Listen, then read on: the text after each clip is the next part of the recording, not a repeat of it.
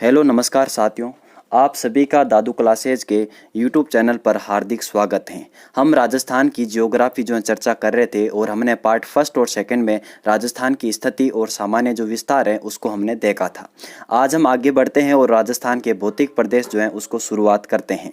तो सबसे पहले आप हेडिंग डालिए भौतिक प्रदेश।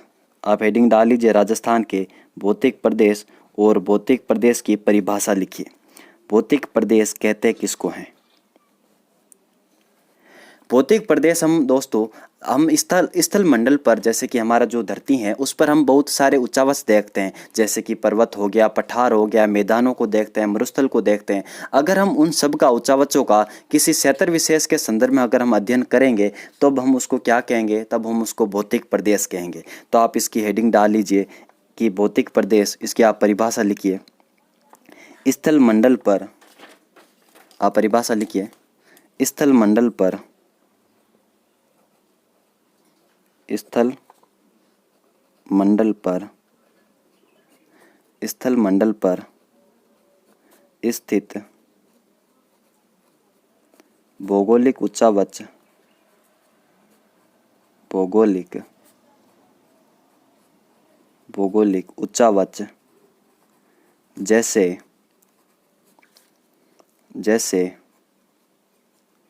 पर्वत,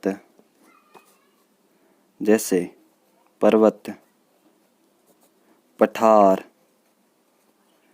मैदान, मरुस्थल इत्यादि। मरुस्थल, अगर हम इनका किसी क्षेत्र विशेष के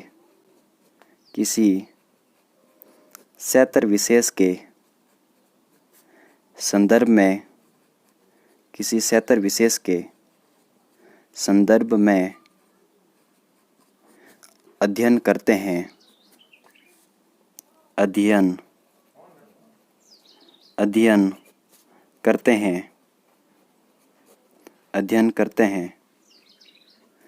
भौतिक प्रदेश कहलाते हैं। भौतिक प्रदेश कहलाते हैं। तो ये है भौतिक प्रदेश की परिभाषा।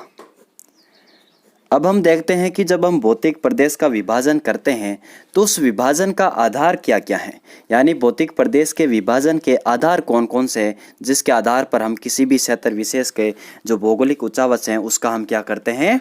अध्ययन करते हैं। तो आप लिखिए भौतिक प्रदेश के विभाजन के आधार, भौतिक प्रदेश के विभाजन के आधार, भौतिक प्रदेश के विभाजन के आधार। तो भौतिक प्रदेश के विभाजन के आधार के रूप में हम 4 आधारों का चर्चा करते हैं। पहला है हमारा स्थल स्वरूप। भौतिक प्रदेश का हम विभाजन करते हैं स्थल स्वरूप के आधार पर।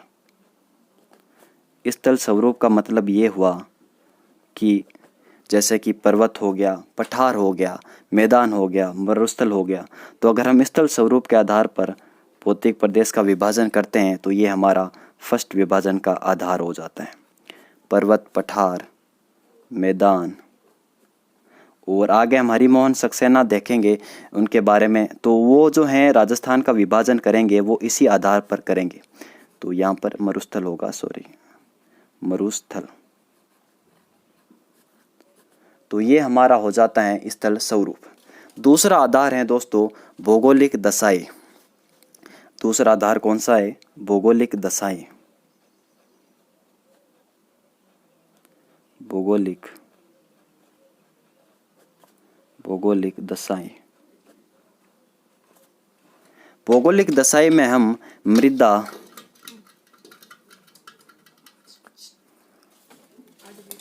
जलवायु,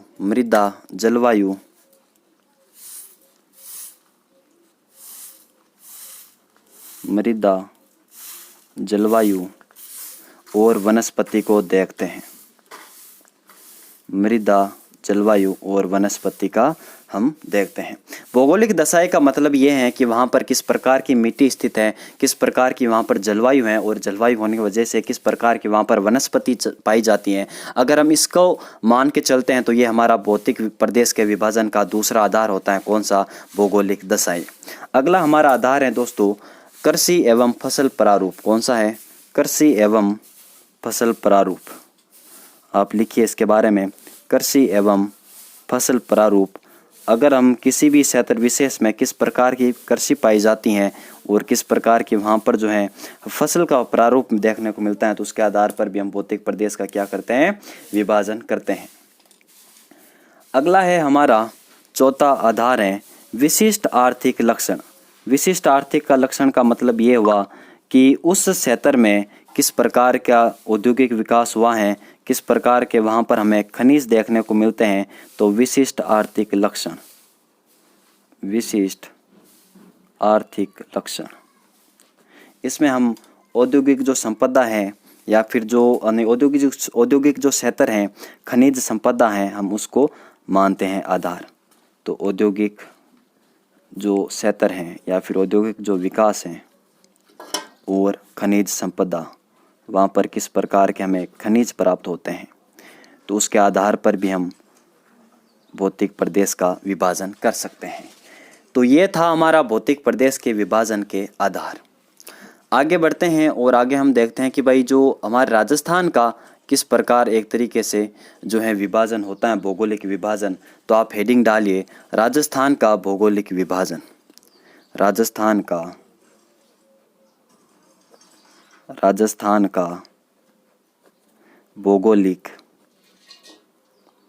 राजस्थान का भौगोलिक विभाजन।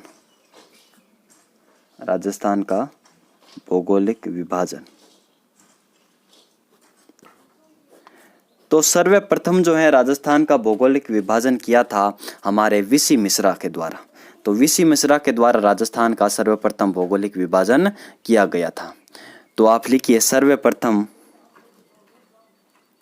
सर्वप्रथम वीसी मिश्रा के द्वारा, सर्वप्रथम वीसी मिश्रा द्वारा कब किया गया था? 1967 में उन्होंने एक पुस्तक प्रकाशित की, मतलब उन्होंने पुस्तक लिखी, और ये जो पुस्तक है इसका प्रकाशन किया गया था 1968 में नेशनल बुक ट्रस्ट के द्वारा। किसके द्वारा? नेशनल बुक ट्रस्ट के द्वारा। और इसी पुस्तक में उन्होंने राजस्थान को जो है 7 भौतिक प्रदेशों में विभाजित किया था। कितने भौतिक प्रदेशों में? 7 प्रदेशों में, भौतिक प्रदेशों में विभाजित किया था। और उन्होंने भौगोलिक विभाजन के चारों आधार माने जो हमने पहले देखे थे, यानी उन्होंने स्थल स्वरूप, भौगोलिक दशाएं, कृषि एवं फसल प्रारूप और विशिष्ट आर्थिक लक्षण, इन चारों आधारों को सम्मिलित करके राजस्थान का भौतिक प्रदेश का हम कह सकते हैं कि भौगोलिक विभाजन किया राजस्थान का। तो आप लिखिए सर्वप्रथम वीसी मिश्रा द्वारा 1967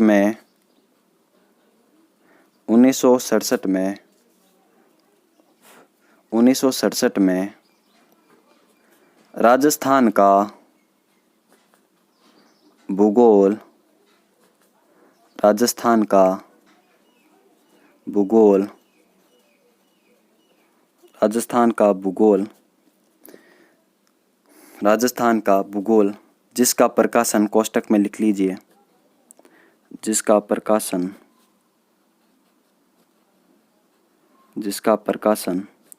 1968 में नेशनल बुक ट्रस्ट के द्वारा किया गया था। आप इसको ब्रैकेट में लिख लीजिए कि किसके द्वारा इसका प्रकाशन किया गया था। तो नेशनल बुक ट्रस्ट के द्वारा 1968 में किया गया था। तो किया गया। तो राजस्थान का भूगोल में उन्होंने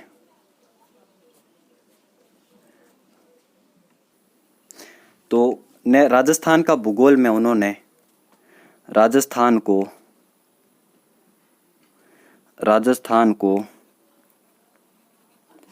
7 भौगोलिक, राजस्थान को 7 7 भौतिक या भौगोलिक प्रदेशों में विभाजित किया।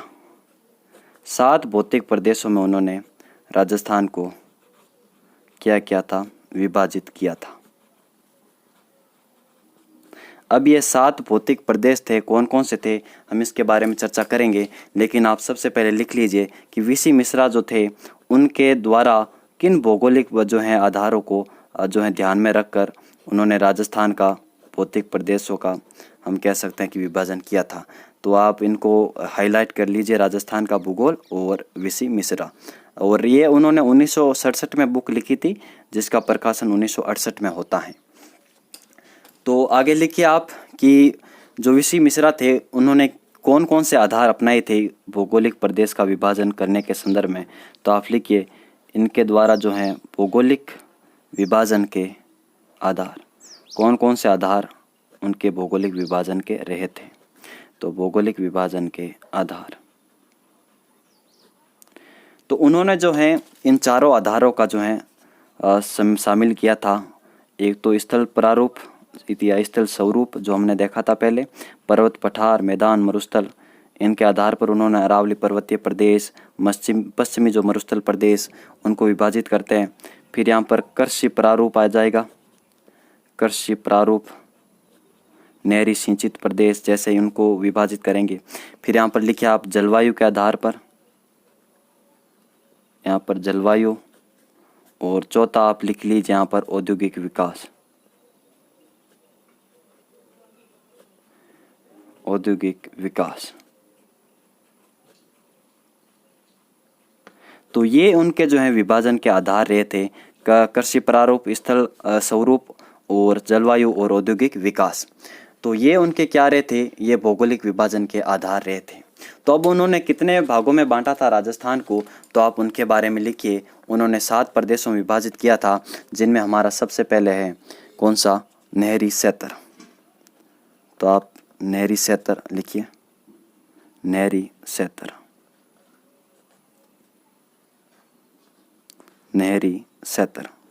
नहरी क्षेत्र में उन्होंने गंगानगर और हनुमानगढ़ को शामिल किया था, गंगानगर और हनुमानगढ़, गंगानगर व हनुमानगढ़। सबसे पहले मैं आपको मैप में बता देता हूं कि भाई जो उन्होंने किस प्रकार विभाजित किया था, ताकि आपके लिए आसान होगा, आप अच्छी तरीके से इसको समझ लेंगे। तो हाँ, मैप से आपको समझा देता हूँ। चलिए पहले आपको मैप से समझा देता हूँ। ये मैं बना लेता हूँ एक छोटा सा मैप राजस्थान का, राजस्थान का एक मैप बना लेते हैं छोटा सा, ठीक है।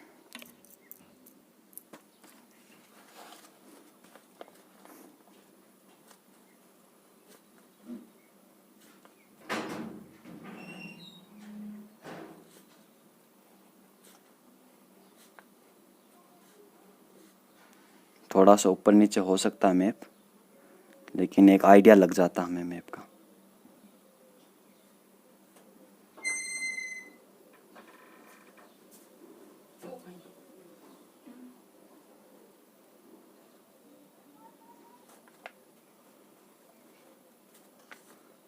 फिर इसको आप यहाँ पर मिला लीजिए।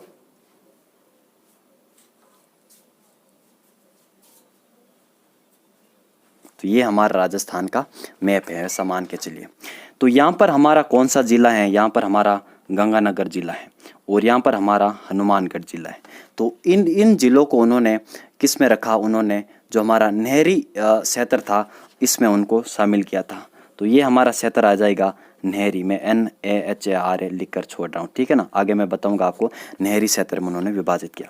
फिर यहाँ पर आपको पता है नीचे बीकानेर है, यहाँ पर हमारा जैसलमेर है और यहाँ पर हमारा जोधपुर है, यहाँ पर बाड़मेर है। तो पश्चिमी जोधपुर और बीकानेर, जैसलमेर और बाड़मेर को उन्होंने सम्मिलित करके यहाँ पर इसको विभाजित किया था। किसमें? यहाँ पर ये टच हो जाएगा, ठीक है ना, ये इधर से टच हो जाएगा क्योंकि गंगानगर, बीकानेर यहाँ पर सम्मिलित होते हैं। तो यहाँ से यहाँ पर मिला देते हैं, तो ये हमें मिल जाएगा कौन सा?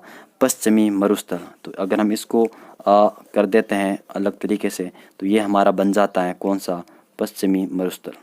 तो ये हमारा बन जाएगा पश्चिमी मरुस्थल, ठीक है ना, ये हमारा पश्चिमी मरुस्थल। इसके बारे में आगे बताऊंगा आपको। फिर यहाँ पर आपको पता है कि यहाँ पर जो है हमारा अर्ध शुष्क प्रदेश उन्होंने विभाजित किया था। आपको पता है यहाँ पर चूरू है, और यहाँ पर हमारा झुंझुनू है, और यहाँ पर हमारा सीकर है, और फिर यहाँ पर हमारा बीच में नागौर है, और यहाँ पर हमारा ये जोधपुर आ गया, और यहाँ पर नीचे पाली, और फिर यहाँ पर झालोर। तो उन्होंने ये क्षेत्र को सम्मिलित करके उन्होंने विभाजित किया था अर्ध शुष्क क्षेत्र के रूप में। किसके रूप में? अर्ध शुष्क क्षेत्र के रूप में, जिसको हम आगे लिखेंगे, ठीक है ना, अर्ध शुष्क प्रदेश के रूप में।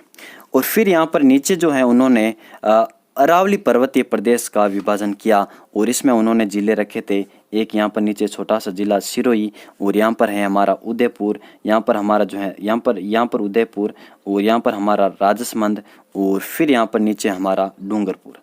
तो सिरोही, राजसमंद, उदयपुर, डूंगरपुर ये उन्होंने सम्मिलित किया था किसमें? अरावली क्षेत्र में। किसमें किया था? अरावली क्षेत्र में, ठीक है। उसके बाद उन्होंने अलवर, यह हमारा अलवर है, फिर यहाँ पर भरतपुर है, और फिर यहाँ पर नीचे यहाँ पर जयपुर है, यहाँ पर हमारा जयपुर के पास ही दौसा है, फिर यहाँ पर हमारा टोंक है, और यहाँ पर नागौर के पास अजमेर, अजमेर टोंक नीचे ये एकदम सटे हुए हैं, फिर यहाँ पर नीचे यहाँ भीलवाड़ा है आयताकार के रूप में, और फिर यहाँ पर हमारा बूंदी है। तो बूंदी का कुछ भाग सम्मिलित करके कौन कौन से जिले? 1 2 3 4 5 6 7 8 जिलों को सम्मिलित करके, मतलब बूंदी का थोड़ा सा भाग आएगा, तो ये 7 जिले मान के चलिए मेन है। तो उन्होंने इन जिलों को भाग किया था, बांटा था किसमें? पूर्वी कृषि औद्योगिक क्षेत्र में, जिनको हम आगे लिखेंगे पूर्वी कृषि औद्योगिक क्षेत्र, आप यहाँ पर समझ सकते हैं। उसके बाद जो है उन्होंने जो हमारा दक्षिण पूर्वी कृषि औद्योगिक क्षेत्र है उसमें उन्होंने किस किस को रखा था? दक्षिण पूर्वी में यहाँ पर आपको पता है कि बांसवाड़ा है, बांसवाड़ा के ऊपर प्रतापगढ़, और फिर यहाँ पर हमारा झालावाड़, और यहाँ पर हमारा जो है आपको पता है कि कोटा है, और यहाँ पर हमारा चित्तौड़गढ़, और ये बूंदी, और ये बारा। तो उनको रखा था, सम्मिलित किया था उन्होंने ये क्षेत्र को उन्होंने शामिल किया था किसमें? ये शामिल किया था उन्होंने हमारा, एक तरीके से मैं बात करूँ तो दक्षिण पूर्वी कृषि औद्योगिक प्रदेश, दक्षिण पूर्वी कृषि औद्योगिक प्रदेश। तो ये उन्होंने दक्षिण पूर्वी कृषि औद्योगिक प्रदेश रखा। अब यहाँ पर 3 जिले बच जाते हैं, तो हमारा धौलपुर, और ये हमारा करौली, और फिर हमारे सवाई माधोपुर। तो ये आपको क्षेत्र आपको पता है कि ये डांग जो है ये क्षेत्र है, तो उन्होंने इसको शामिल किया था चंबल बीहड़ क्षेत्र में, चंबल बीहड़ क्षेत्र में, ठीक है। तो ये उन्होंने 7 जो है भौतिक प्रदेशों में राजस्थान को बांटा था, किसने? हमारे जो है वीसी मिश्रा के द्वारा। तो आप लिखिए, अब लिखिए आप नहरी क्षेत्र, और अगला है हमारा दूसरा है पश्चिमी मरुस्थल,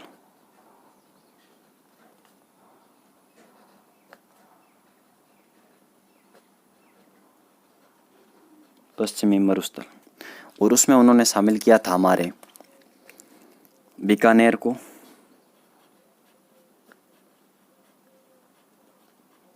जैसलमेर को,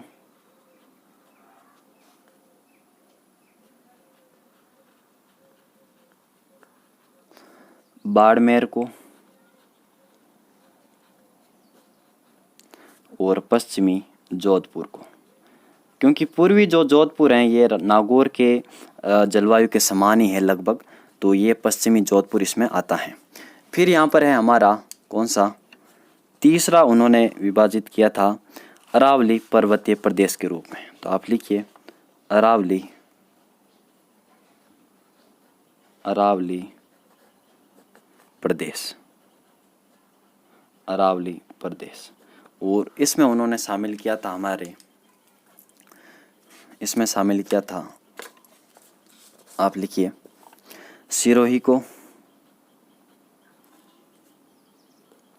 उदयपुर, सिरोही, उदयपुर, और हमारा राजसमंद, और हमारा डूंगरपुर, डूंगरपुर। तो ये उन्होंने विभाजित किया अरावली प्रदेश में, इन जिलों को शामिल किया। चौथा बांटा था उन्होंने अर्ध शुष्क प्रदेश के रूप में, अर्ध शुष्क, या आप अर्ध इस प्रकार लिख लीजिए, सॉरी, अर्ध शुष्क प्रदेश, अर्धशूषक प्रदेश।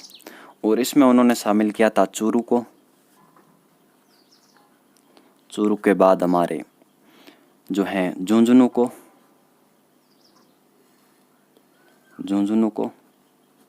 झुंझुनू के पास ही सीकर को, सीकर के नीचे यहाँ पर नागौर, और नागौर के नीचे जस्ट पाली,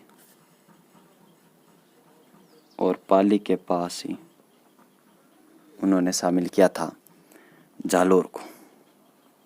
तो ये जिले शामिल किए थे उन्होंने अर्धशूषक प्रदेश के रूप में। ठीक है, और आगे आप लिखिए पांचवा है हमारा पूर्वी कृषि औद्योगिक प्रदेश। पूर्वी कृषि औद्योगिक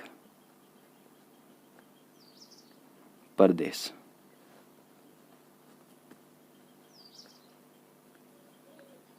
पूर्वी कृषि उद्योग में आएगा हमारा अलवर, अलवर के बाद हमारा भरतपुर, और फिर हमारा जयपुर, फिर हमारा दौसा,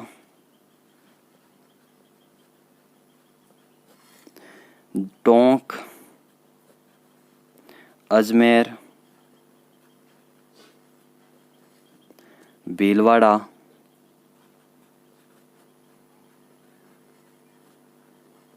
और हमारा बूंदी का थोड़ा सा भाग। तो आप लिख सकते हैं बूंदी का कुछ भाग। वैसे जो बूंदी है वो किस में आता, हमारा दक्षिण पूर्वी कृषि औद्योगिक प्रदेश में आएगा। तो आप अगला लिखिए छठा, दक्षिण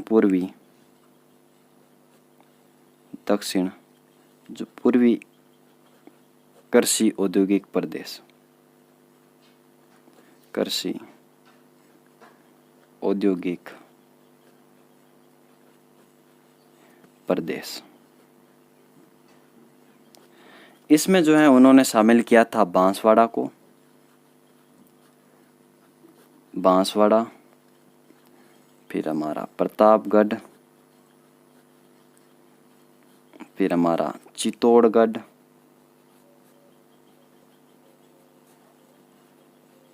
और फिर हमारा कोटा,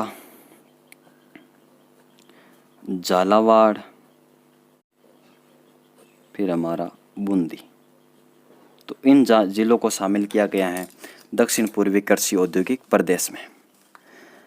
अगला लिखिए आप सातवां, चंबल बीहड़ सैतर।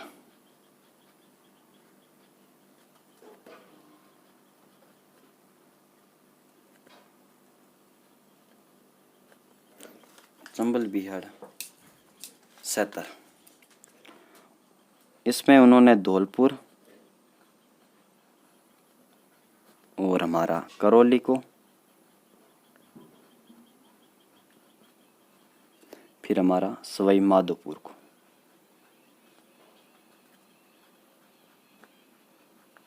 सवाई माधोपुर। तो ये जिले आते हैं किसमें, चंबल बीहड़ सैतर में आते हैं। ठीक है, आगे हम बढ़ते हैं। आगे हम देखते हैं किसका, डॉक्टर रामलोचन जो सिंह है उनके द्वारा जो विभाजन किया था। तो आप अगला लिखिए डॉक्टर रामलोचन सिंह, उनके आधार पर हम देखेंगे। डॉक्टर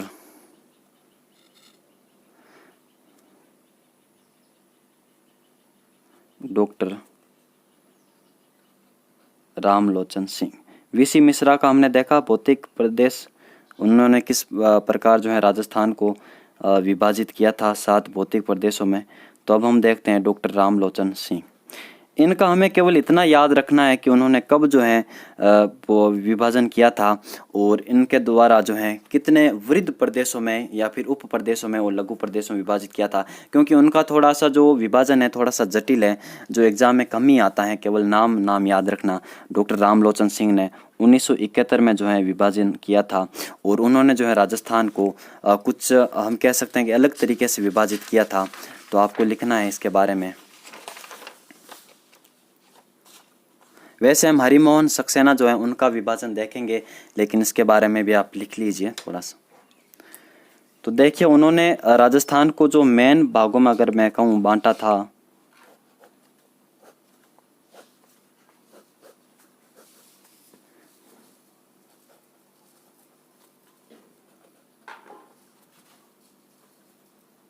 तो सबसे पहले उन्होंने वृहद प्रदेशों में बांटा राजस्थान को, और फिर इसमें कितना है, इसमें दो, इसको भी दो जो हैं उपभागों में बांटा था वृहद प्रदेशों को।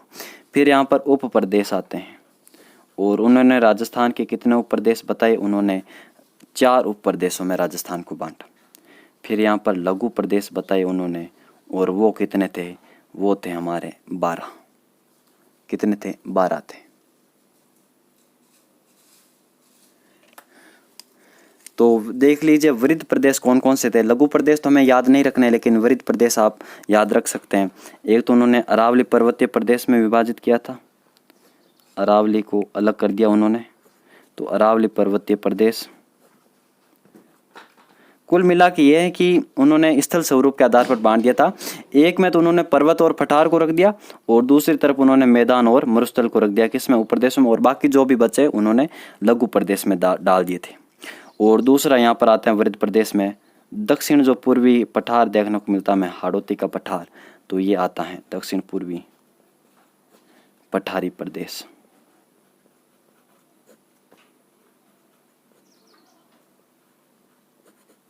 और उप प्रदेशों की मैं बात करूं तो यहाँ पर आते हैं हमारा सबसे पहला पश्चिमी राजस्थान, और पश्चिमी राजस्थान में ही उन्होंने फिर यहाँ पर पश्चिमी मरुस्थल, तो 4 उप प्रदेश उन्होंने बताए, पश्चिमी राजस्थान, पश्चिमी मरुस्थल, आप मरुस्थल आप पूरा नाम लिख सकते हैं। फिर यहाँ पर उन्होंने पूर्वी राजस्थान, और फिर यहाँ पर पूर्वी मैदान। तो आप देख सकते हैं कि एक तरफ पर्वत पठार और दूसरी तरफ मरुस्थल और मैदान। और लघु प्रदेश आप याद नहीं मतलब रखना है तो रखिए, अदरवाइज मुझे नहीं लगता है कि ये ज़्यादा इंपॉर्टेंट है, तो आप इसको छोड़ भी सकते हैं कि 12 नाम कब याद होंगे। अगर ये याद हो जाता है तो ही काफ़ी है, और यहीं से क्वेश्चन जो है मुश्किल से बन पाते हैं। ठीक है, तो आगे हम लिखते हैं मेन जो हमारा हमें जो पढ़ना है विस्तार से, वो है हमारा हरिमोहन सक्सेना का राजस्थान का विभाजन। ठीक है, तो आप हेडिंग डाल लीजिए हरिमोहन सक्सेना, हरिमोहन सक्सेना।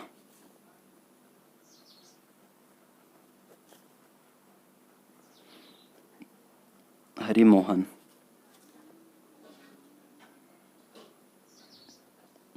सक्सेना, अरे सॉरी मैंने इसी लाइन में लिख दिया, कोई नहीं, इसको हम थोड़ा सा अलग दिखाने के लिए डिजाइन में डाल देते हैं।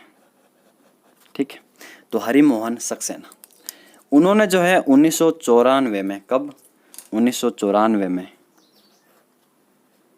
1994 में जो राजस्थान का विभाजन किया था, और उनकी पुस्तक आती है मित्रों,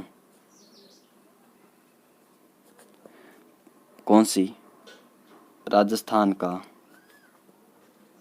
प्रादेशिक भूगोल। राजस्थान का भूगोल तो लिखी थी वीसी मिश्रा ने, और राजस्थान का प्रादेशिक जो भूगोल नामक पुस्तक है ये लिखी थी हमारे हरिमोहन सक्सेना जी ने। तो राजस्थान का भूगोल, उन्होंने जो है राजस्थान को जो भौतिक प्रदेश का उन्होंने किया था, भौगोलिक मतलब विभाजन किया था राजस्थान का, तो उन्होंने जो उच्चावच जो हैं जैसे कि पर्वत पठार मैदान, उनके आधार पर उन्होंने विभाजन किया था। तो आप यहाँ पर लिख सकते हैं कि उनका जो आधार किया था, तो यहाँ पर आप लिख सकते हैं कि उनका जो भौगोलिक जो विभाजन का आधार था, या फिर आप भौगोलिक संरचना आप लिख सकते हैं, तो ये उनका था कौन सा, उच्चावच। उच्चावच के आधार पर उन्होंने राजस्थान को विभाजित किया था। तो आप लिख सकते हैं यहाँ पर उच्चावच, उच्चावच। आगे लिखिए कि हरिमोहन सक्सेना ने राजस्थान को कितने भौतिक प्रदेशों में विभाजित किया। तो 4 जो भौतिक प्रदेश हमें देखने को मिलते हैं, और इनके आप एक एक करके नाम लिख लीजिए, और फिर हम उनके बारे में विस्तार से पढ़ेंगे। तो सबसे पहले है हमारा पश्चिमी मरुस्थलीय प्रदेश, पश्चिमी मरुस्थलीय प्रदेश। दूसरा है हमारा अरावली पर्वतीय, अरावली पर्वतीय प्रदेश। फिर है हमारा तीसरा पूर्वी मैदानी, पूर्वी मैदानी प्रदेश। चौथा है हमारा दक्षिण पूर्वी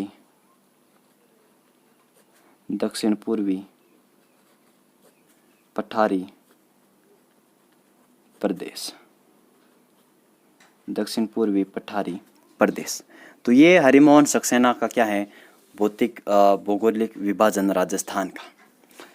तो सबसे पहले हम देख लेते हैं कि ये उच्चावच क्या होता है, ताकि आप कंफ्यूज ना हो। मैं पर्वत, पठार, मैदान, इनकी अगर ऊंचाई वगैरह की मैं बात करूं तो आप लिख लीजिए कि उच्चावच जो हैं वो क्या होते हैं और जो इनको किस आधार पर मापा जाता है कि ये पर्वत हैं, ये पठार हैं, ये मैदान है।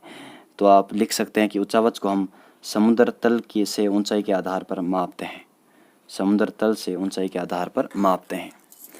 तो आप चित्र बना लीजिए एक अच्छा सा, और इस चित्र ये इस प्रकार है। ये मान लीजिए हमारा क्या है, समुद्र तल है, ठीक है। ये हमारा क्या है, समुद्र तल।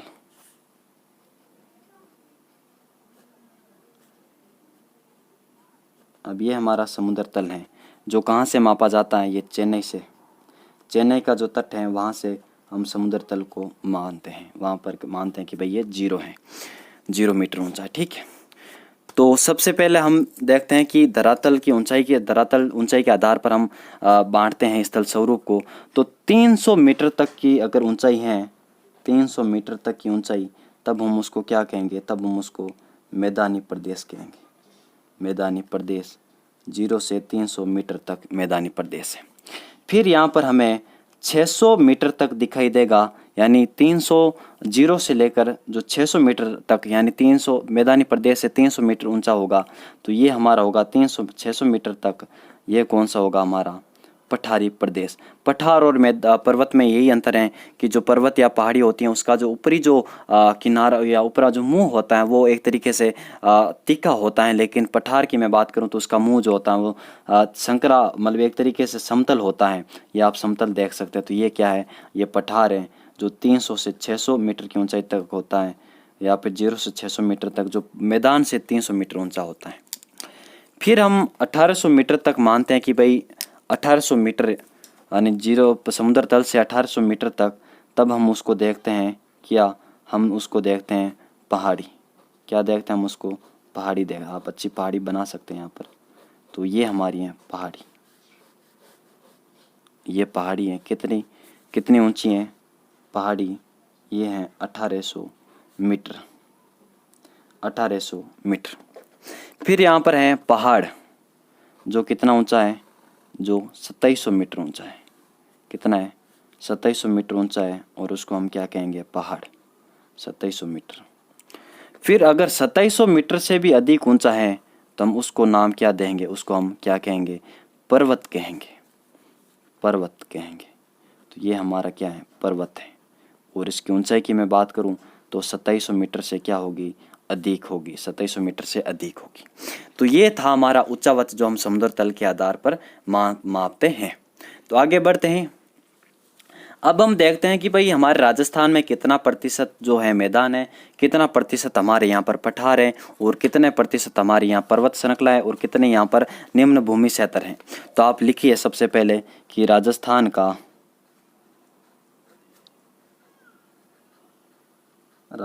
का उच्चावच प्रारूप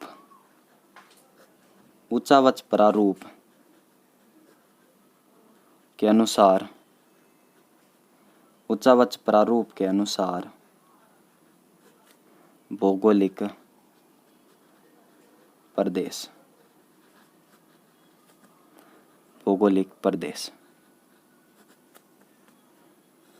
राजस्थान का उच्चावच प्रारूप के अनुसार भौगोलिक प्रदेश। तो इसमें हमारा सबसे बाजी मारता है पहले मैदानी क्षेत्र।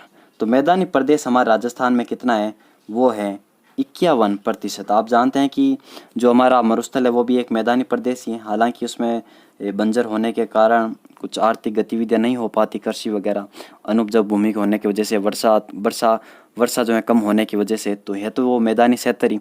तो मैदानी प्रदेश है हमारा 51%। कितना है, 51%। फिर यहाँ पर बाजी मारता है उच्च पठारी प्रदेश। हम जब दक्षिणी राजस्थान को देखते हैं तो वहाँ पर हमें पठारी प्रदेश ही दिखाई देता है। बोराट का पठार, भोमट का पठार और कुंभलगढ़ जो है, या फिर लसाड़िया पठार, दक्षिण पूर्वी हाड़ौती पठार। तो उच्च पठारी प्रदेश कितना है? 31% है। फिर यहाँ पर बाजी मारता है निम्न भूमि क्षेत्र। निम्न भूमि क्षेत्र, तो निम्न भूमि क्षेत्र कितना है हमारे राजस्थान में? 11% जो है निम्न भूमि क्षेत्र है। फिर चौथे पर आता है हमारा पर्वत श्रृंखला। पर्वत श्रृंखला जो कितना है राजस्थान में? 6%। टोटल 100 का 6% यहाँ पर पर्वत श्रृंखला है राजस्थान में। और सबसे कम है यहाँ उच्च पर्वत शिखर। पर्वत श्रृंखला का मतलब है कि एक तरीके से पर्वतों की श्रेणियाँ, जुड़े हुए पर्वत। लेकिन उच्च पर्वत शिखर का मतलब है कि एक अकेला ही खड़ा बहुत ही ऊंचा पर्वत, उसको हम उच्च पर्वत शिखर में मानते हैं। तो वो राजस्थान में कम है, कितना है? 1% ही है। तो ये था हमारा राजस्थान का उच्चावच प्रारूप के अनुसार भौगोलिक प्रदेश या भौगोलिक विभाजन किसका? राजस्थान का। आगे बढ़ते हैं। अब हम जो हरिमोहन सक्सेना का जो भौगोलिक जो विभाजन था उसको हम देखते हैं और उसका हम विस्तार से अध्ययन करते हैं। और सबसे पहले आप हेडिंग लगा लीजिए पश्चिमी मरुस्थलीय प्रदेश। हेडिंग लगा लीजिए आप। अभी क्या है ना, थोड़ी सी रात हो गई, उसकी वजह से ये क्वालिटी कम आ रही है आपको। तो आप लिखिए पश्चिमी मरुस्थलीय प्रदेश। हरिमोहन सक्सेना का हम भौगोलिक जो भौतिक प्रदेश हैं उनको पढ़ रहे हैं। तो राजस्थान का जो भौगोलिक विभाजन किया था हरिमोहन सक्सेना ने, तो उसमें सबसे पहले हमने देखा था पश्चिमी मरुस्थलीय प्रदेश। पश्चिमी मरुस्थलीय प्रदेश जिसका राजस्थान में सर्वाधिक विस्तार है। तो पश्चिमी मरुस्थलीय प्रदेश। तो अब हम देखते हैं कि ये पश्चिमी जो मरुस्थलीय प्रदेश हैं ये राजस्थान के किस साइड में है। तो ये राजस्थान के ऑब्वियसली पश्चिम में ही है। तो अरावली के ये पश्चिम में है। अरावली के पश्चिम में जो 13 जिले आते हैं उनमें से एक जिले सिरोही को छोड़ करके 12 जिलों में इसका विस्तार है, जो हम आगे देखेंगे कि इसका विस्तार कहाँ कहाँ पर है। तो पहले आप डाल लीजिए हेडिंग की पश्चिमी जो मरुस्थलीय प्रदेश है, यानी हमारा जो थार का मरुस्थल है, उसकी उत्पत्ति किस प्रकार होती है। तो आप लिखिए प्रकार हुई। तो आप लिखिए पश्चिमी मरुस्थलीय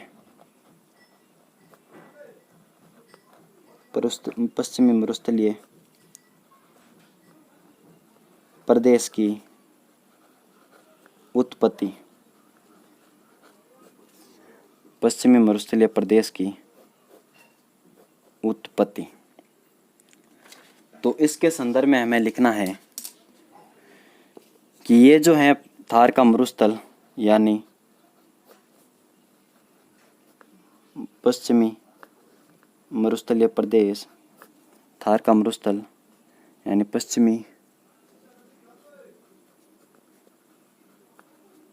मरुस्थलीय प्रदेश, इसकी उत्पत्ति होती है दो मित्रों, इसकी उत्पत्ति होती है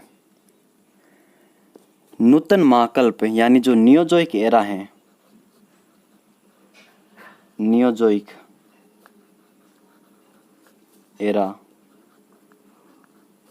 नियोजोइक एरा के प्लीस्टोसीन काल में। नियोजोइक एरा को हम क्या कहते हैं? चतुर्थक युग कहते हैं, या फिर चतुर्थक महाकल्प आप लिख सकते हैं। चतुर्थक महाकल्प, चतुर्थक महाकल्प। तो इसके प्लीस्टोसीन जो कल्प था इसके अंतर्गत, तो प्लीस्टोसीन काल में ही इसका क्या होता है? उत्पत्ति होती है। किसके अवशेष के रूप में? यहाँ पर 33 सागर के 33 सागर के अवशेष के रूप में किसकी उत्पत्ति होती है? थार के मरुस्थल की उत्पत्ति होती है। तो 33 सागर के अवशेष के रूप में। अब यहाँ पर सर सिरिल फोक्स और बेलेंड फोर्ड हैं, ये क्या कहते हैं इसके बारे में लिखिए। सर सिरिल फोक्स और बेलेंड फोर्ड तथा बेलेंड फोर्ड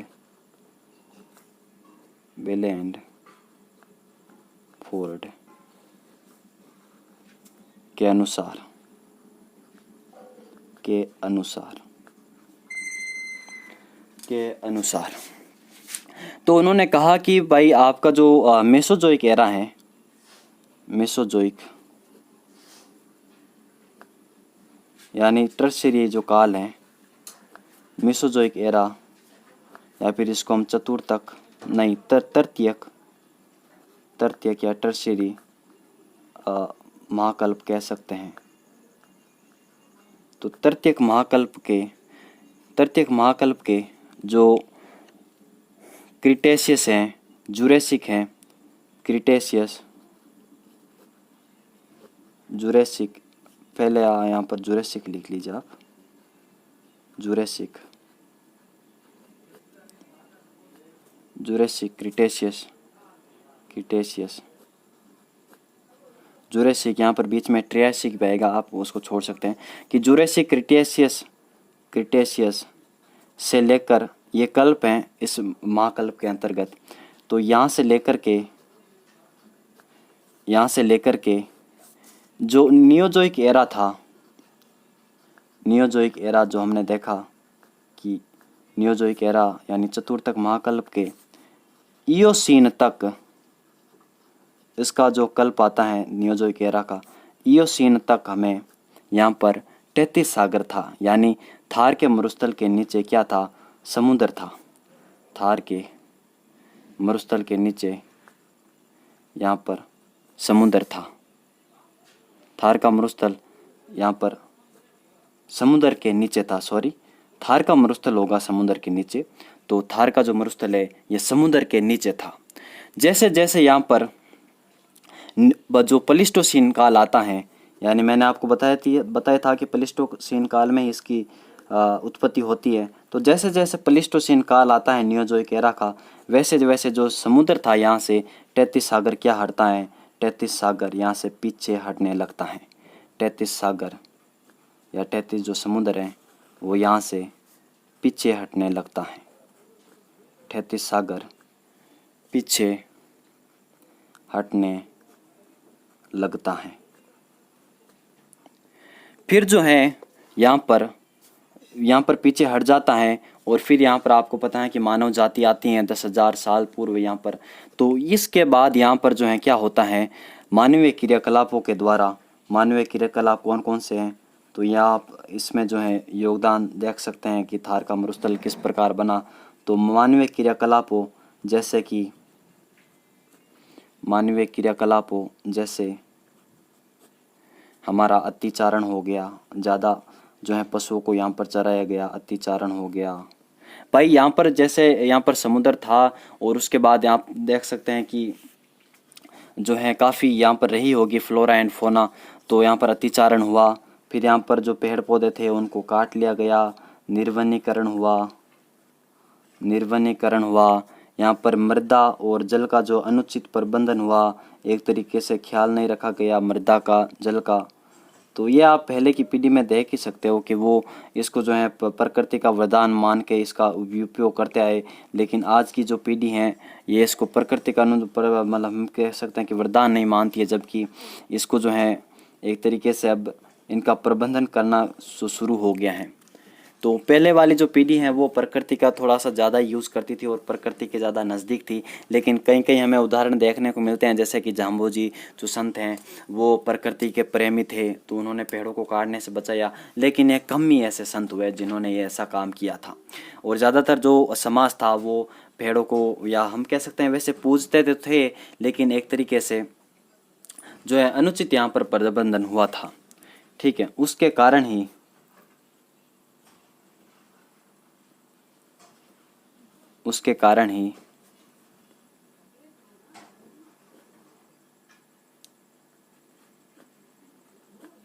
जो मरुस्थलीय जो दशाएं थी उनका विकास हुआ। कहाँ पर, इस जगह पर मरुस्थलीय दशाओं का विकास हुआ। मरुस्थलीय दशाओं का विकास हुआ।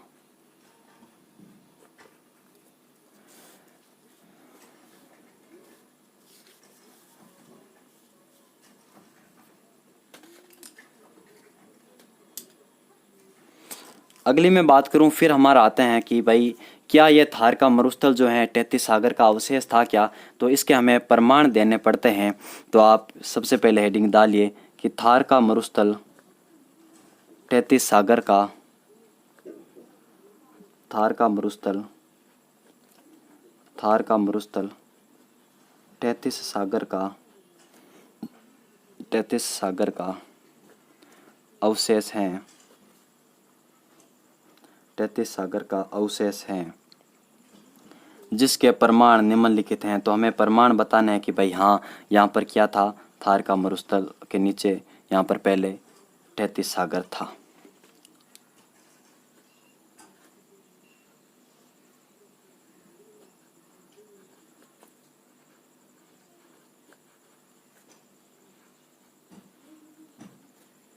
तो इसके प्रमाण में सबसे पहले हमें पता है कि हमारा जो पश्चिमी राजस्थान है, यहाँ पर हमें खारे पानी की जो है झीलें बहुतायत देखने को मिलती हैं। जैसे कि हमारे डीडवाना झील हो गई, पचपदरा झील हो गई, नावा झील हो गई, जैसलमेर में भी हमें कुछ झीलें देखने को मिलती हैं।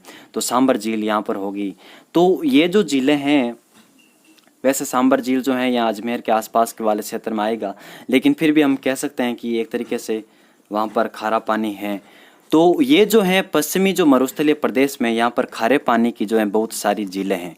तो उसकी वजह से हम कह सकते हैं कि इनका जो खारा पानी क्यों हो रहा होगा, तो यहाँ पर ओबियसली यहाँ पर क्या था, पहले मरुस्थल था। यहाँ पर पहले क्या था, समुद्र था। तो पश्चिमी मरुस्थलीय प्रदेश में स्थित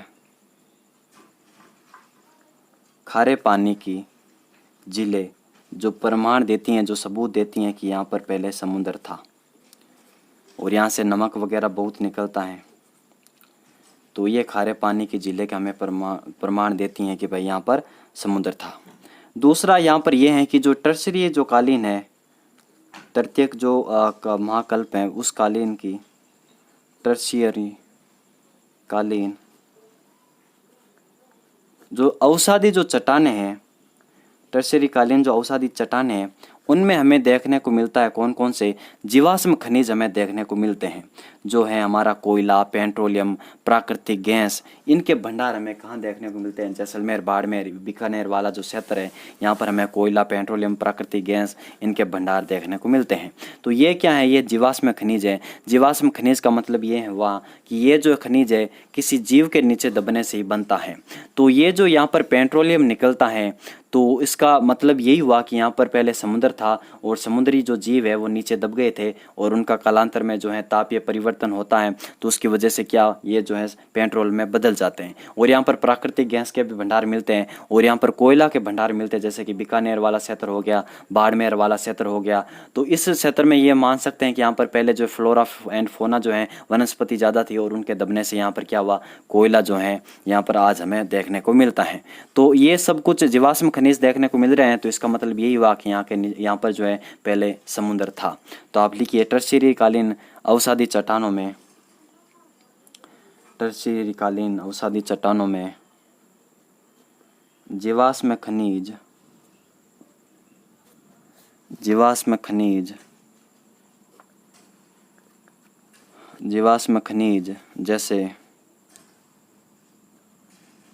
जैसे हमारा कोयला हो गया, पेट्रोलियम हो गया,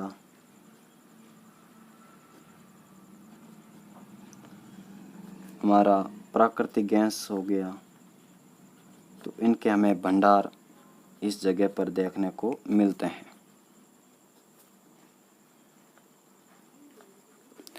तीसरा ये है प्रमाण कि जैसलमेर का एक गांव है कुलधरा, वहाँ से हमें व्हेल मछली के क्या मिले, अवशेष मिले हैं। तो जैसलमेर के कुलधरा गांव में व्हेल मछली के अवशेष मिले। और वैसे अभी हाल फिलहाल में ही आपको पता है कि न्यूज़ में रहा था कि जुरासिक काल के जो है डायनासोर, उनके अवशेष हमें मिले जैसलमेर के आसपास। तो ये भी हैं कि यहाँ पर जो है डायनासोर कालीन जो है जुरासिक काल में ये क्षेत्र विद्यमान था। तो तो व्हेल मछली जो है उसके अवशेष हमें मिले हैं।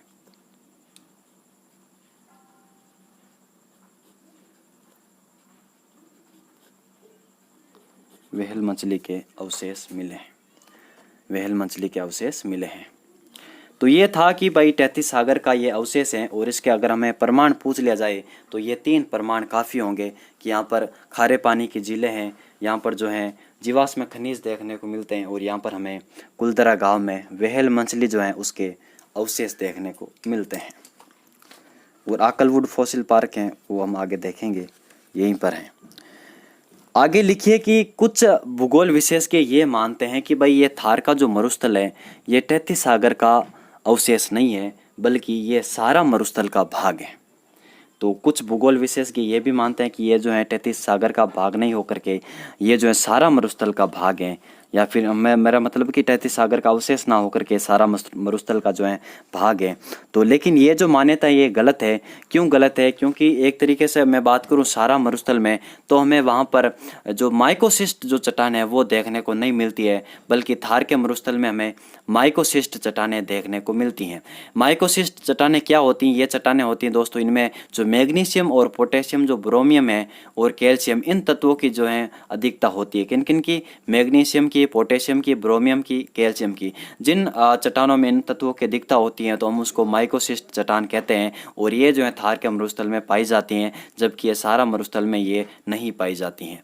और ये चट्टानें इस प्रकार की होती है दोस्तों, ये जो जल के अगर ये संपर्क में आती हैं तो ये जल उत्प्लावन विधि के द्वारा ये भूमि के ऊपर आ जाते हैं। कौन से? ये जो है तत्व आ जाते हैं, और इसके कारण यहाँ पर मृदा में लवणता बढ़ जाती है। तो अब आज हम देख सकते हैं कि पश्चिमी मरुस्थल में मृदा में बहुत ज़्यादा लवणता है। तो इसका कारण ये है कि यहाँ पर माइकोसिस्ट चट्टानें हैं, और जब ये जल के संपर्क में आती हैं तो ये जो तत्व हैं जो चट्टानों में उपलब्ध हैं, कौन कौन से? मैग्नीशियम, पोटेशियम, ब्रोमियम, कैल्शियम, ये जो है जल उत्प्लावन विधि जो है उसके द्वारा ये पृथ्वी के ऊपर आ जाते हैं, जिसकी वजह से यहाँ पर लवणता बढ़ जाती है।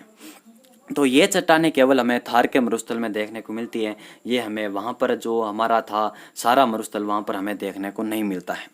अगला ये है कि यहाँ पर जैसलमेर का जो आकल गांव है, इसमें जो हमें जुरेसिक जो कालीन है, प्राकृतिक वनस्पति के अवशेष मिलते हैं, जबकि सारा मरुस्थल में ऐसा कोई भी अवशेष नहीं मिलता है। तो इसका अर्थ यही हुआ कि ये सारा मरुस्थल का भाग ही नहीं था, क्योंकि अगर भाग होता तो जो सारा मरुस्थल में मिलता है वही हमें क्या मिलता? थार के मरुस्थल में। तो इस प्रकार हमारा जो सारा मरुस्थल से जो जोड़ने की जो बात है, जो कुछ भूगोल विशेष के जोड़ते हैं, वो बात यहाँ पर हमारी गलत हो जाती है। तो इसके बारे में आप आगे लिखिए। तो आप लिखिए यहाँ पर कि कुछ भूगोल विशेषज्ञों का कुछ भूगोल विशेषज्ञों का मान्यता, या फिर की कुछ भूगोल विशेषज्ञों की मान्यता है कि जो थार का मरुस्थल है, थार का मरुस्थल यह सारा मरुस्थल का भाग है, सारा मरुस्थल का भाग है।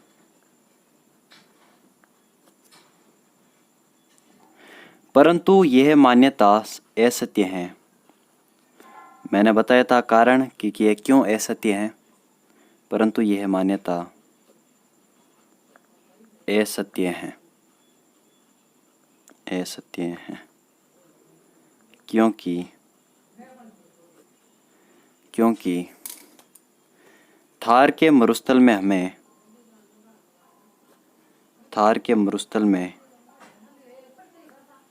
माइकोसिस्ट जो चट्टान है वो देखने को मिलती हैं। थार के मरुस्थल में माइकोसिस्ट जो चट्टानें हैं, माइकोसिस्ट जो चट्टानें वो उपलब्ध हैं, चट्टानें ये उपलब्ध हैं। लेकिन सहारा के मरुस्थल में, जो सारा मरुस्थल है दक्षिण मतलब अफ्रीका महाद्वीप में, तो सारा मरुस्थल में ये उपलब्ध नहीं है, ये उपलब्ध नहीं है। और माइकोसिस्ट चट्टानें होती क्या हैं?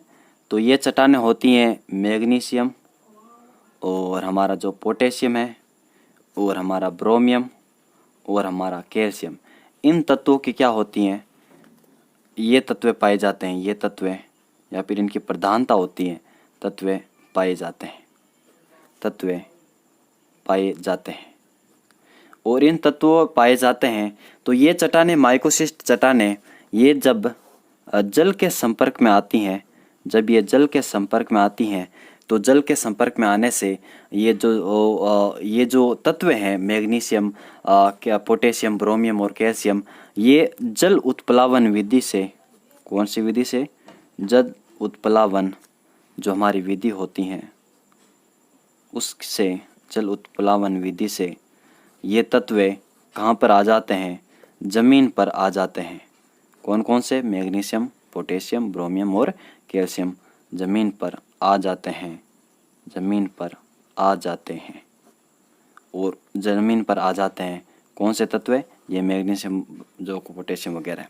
और इससे जो है मृदा की क्या बढ़ जाती हैं? मृदा की लवणता बढ़ जाती है, मृदा की लवणता बढ़ जाती है, मृदा की लवणता बढ़ जाती है।